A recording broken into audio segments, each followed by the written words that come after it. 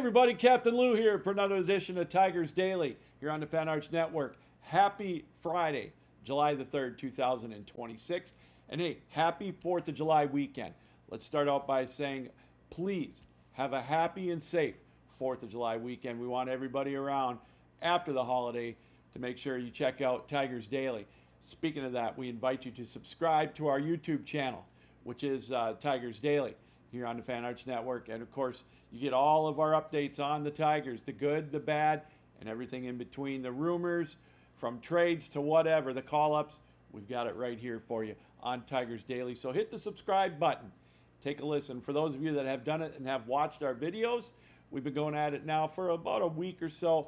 We really appreciate that. We're growing, and we're going to get there. So again, if we could have you subscribe to our YouTube channel, that would be fantastic. Well, speaking of Happy Friday, it really isn't a happy day for the Tigers.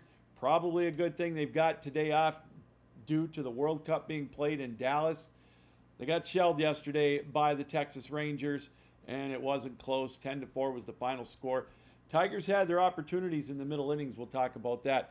But the important thing is that Framber Valdez, he didn't look good at all. He did not look sharp as he got rocked for 5 runs in 5 innings. And that streak, we talked about the first one, that snaps 35 straight games that the Tigers starting rotation has given up 4 runs or less. That's a team record, and that was the best in the major leagues up to this point. So Valdez didn't look sharp.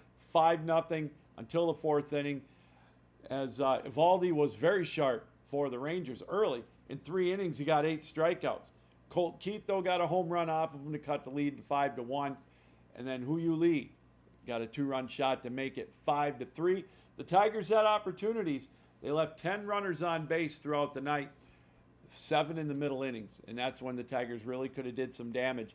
Potentially got back into this one as they cut it to 5-3. But then the bullpen, well, we'll talk about that momentarily. They did not show up. They didn't make the plane ride. I don't know what happened. But a lot of question marks with this bullpen for the Tigers. The starting rotation, to me, I would take them for the most part amongst any of them in the American League right now.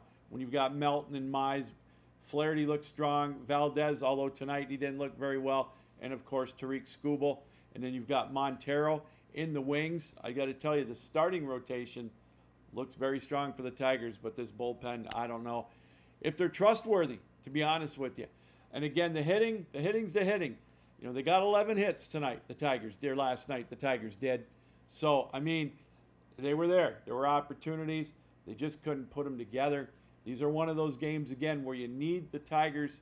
The Tigers need to hold them to a 4-3 victory. If they get 4 runs, more often than not, you've got about better than a 50-50 chance of winning, unless you're the Tigers this year, because it just is so unpredictable now with that bullpen. Now, we talk about one of the things that's a dilemma with the Tigers bullpen. We're going to start with the closer that they brought in this year. They signed Framber Valdez for a free agent deal, thinking he could be the closer. Help Detroit take that next step. Of course, going into the playoffs the last couple of years, winning a series, getting to the AL divisional round, not being able to get to that next step. And they thought maybe Kenley Jensen coming in on a 1-year deal could be the answer. Well, he's been far from that. You saw him in the Yankees game the other day, Wednesday, in the finale. He was standing there in the bullpen, lurking over the shadows in the 10th inning, in the 9th inning, just standing there. I don't know if he was a decoy. If that's all they're using him for is a decoy, it's kind of scary. Well, he came in the bottom of the 7th last night with 2 outs after Summers couldn't get anybody out. He walked the batter and then got the 3rd out of the inning. But that's not what the Tigers paid him to do. The Tigers paid Kenley Jansen to be their closer. And he's blown like 4 or 5 saves this year. So he's in trouble. Who knows how effective, how dependable can he be? Will Vest is on the IL, which probably isn't a bad thing because he's not himself. We all know his 8th inning troubles. 15 ERA just in the 8th inning alone. His 9th innings are sharp. Maybe when Vest comes off the IL, maybe they'll stick with him just as the 9th inning guy. But what do you do with Kenley Jensen? Are you just going to let him sit in the bullpen the rest of the year? What are you going to do with him? His confidence, you can tell, it's shot. And speaking of confidence, how about Drew Summers? He came in today and he looked bewildered. He had that deer in the headlights look tonight or last night that I just don't know. I mean, is he going to be trusted to come in and hold the lead, hold the damage down, get the team out of an inning, out of a bases loaded jam or runners in scoring position jam? He sure didn't look like it last night. 3 runs, 4 hits, no outs. Came in with 2 outs in the bottom of the inning. Couldn't, in the bottom of the 7th, couldn't get him out. And that really that put the Tigers away because it was close. Like I said, it was 6-3. Then he came in. You know, Brisky gave up. That was Bo Brisky's first appearance, as he got called up to replace Will Vest. He gave up the home run in the 6th inning to make it 6-3. Then looked solid in the 7th. You know, and then with 2 outs they pulled him, and they put Summers in. And again, he just didn't have it.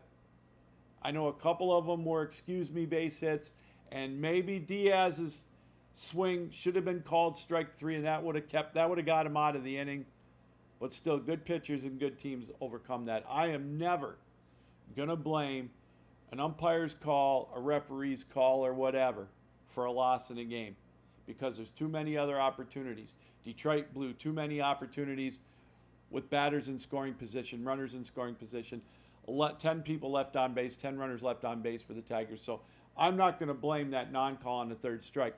It would have got him out of the inning, but it still would have just been 6-3, and Detroit only got 1 more run.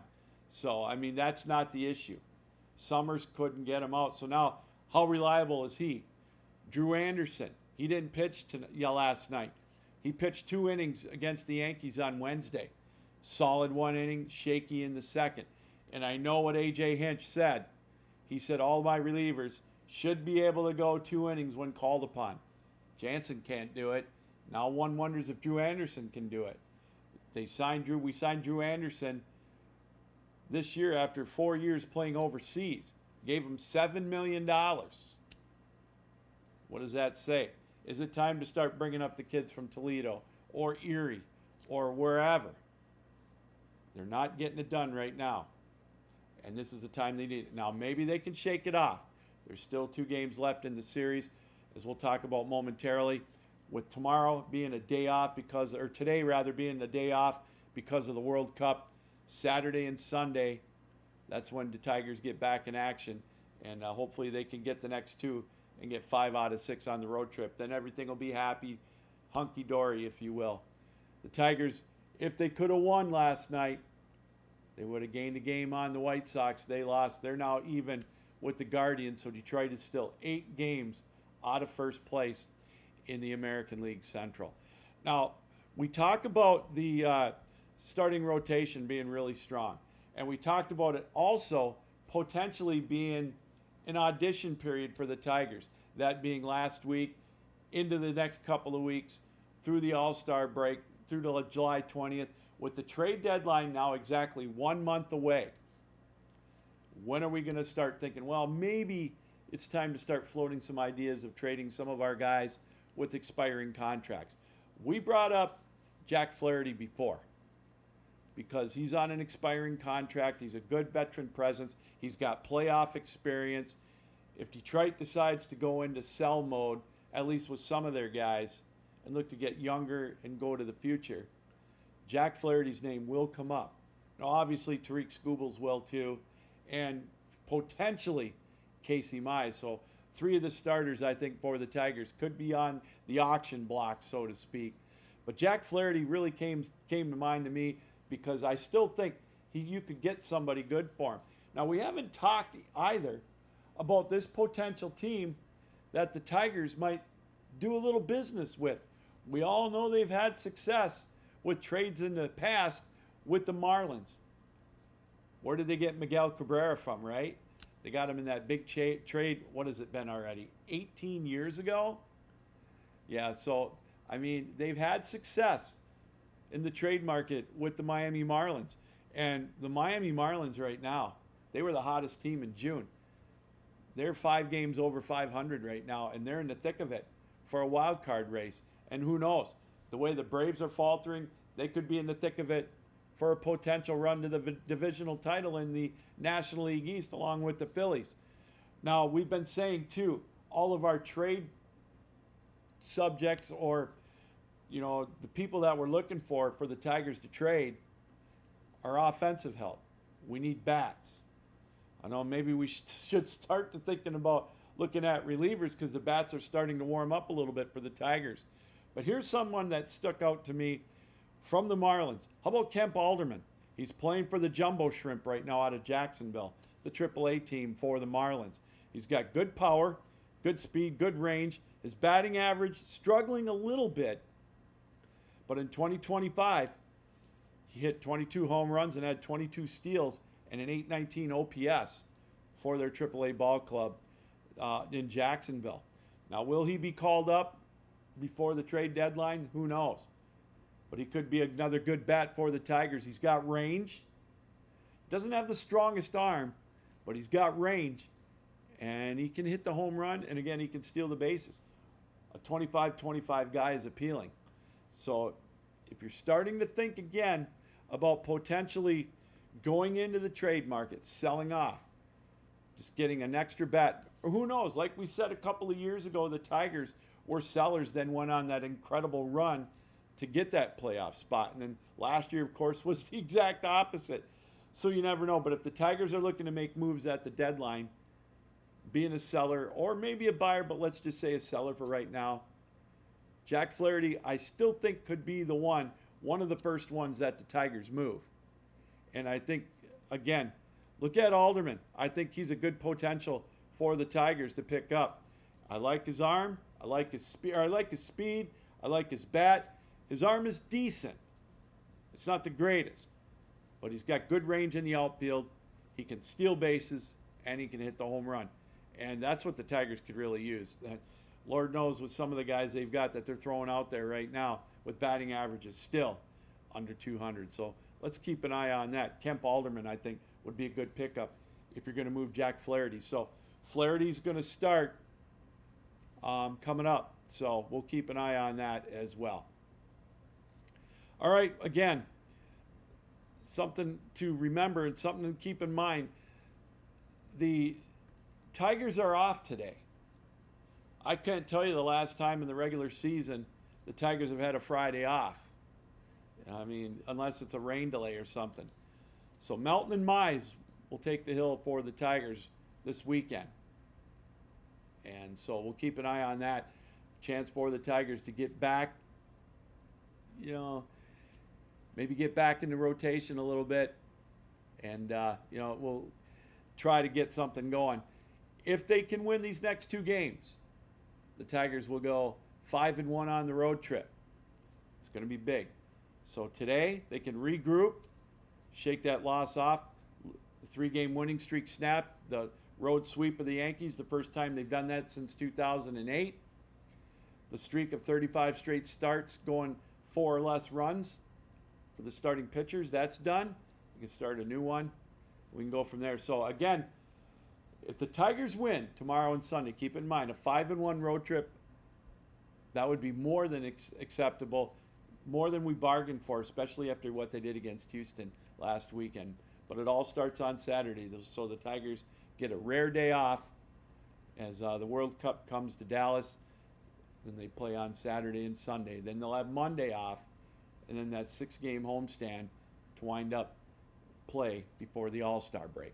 All right, that's going to do it for this edition of Tigers Daily. As we mentioned at the top, have a happy 4th of July weekend, everybody. We'll be back at the beginning of the week. We're going to take the weekend off as well, celebrate with family. And so I say to you again, be safe this weekend, have a lot of fun, and we'll talk Tigers very soon. I want to thank everybody for taking time out to be with us on your iPhones, your laptops, your computers, your televisions, however you watched us around the world here on Tigers Daily. And again, we remind you, subscribe to our YouTube channel, which is Tigers Daily, and you get all of our great programming, all of our great content, good, bad, and everything in between. Until next time, Captain Lou saying keep your heads up, keep your sticks down, keep your feet moving, and as always, keep your minds open. So long.